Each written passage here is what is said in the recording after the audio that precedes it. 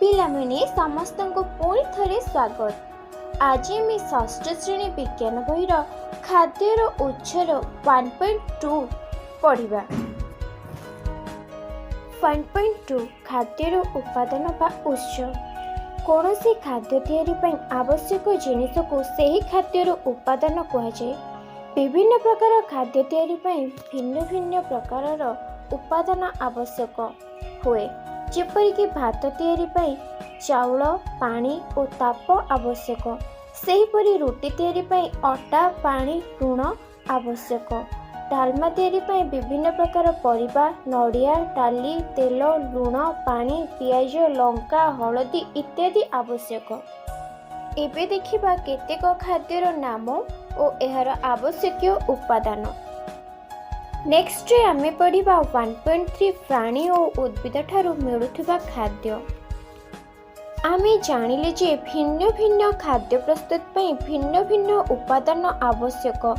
वर्तमान देखिबा जे एही उपादान गुड़िक केउ उत्सरु मिले। मानक मध्यरु केतेक उद्भिद ठारू मिलिथाय और केतेक प्राणी मानक ठारू मिलिथाय। आउ केतेक उद्भिद एवं प्राणी मानक ठारू मिलि नथाय। आस से सब विषय रे जानिबा।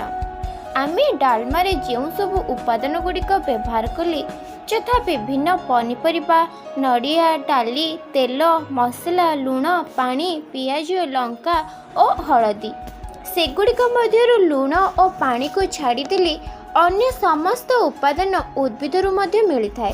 सेहीपरि अंडा तरकारी रे व्यवहृत अंडा प्राणी ठारू मिलुथिबा बेले तेल मसला इत्यादि इत्यादि उद्भिद ठारू मिलिथाय। मात्र लुण और पानी उद्भिद किंबा प्राणी मानक ठारू मिली नथाय। धान गहम यह उद्भिद ठारू मिलुथाय।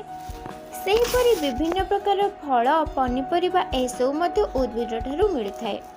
सेहीपरि क्षीर माछ मांस अंडा दही लहुणी घी एसबु प्राणी मानक ठारू मिलुथाय।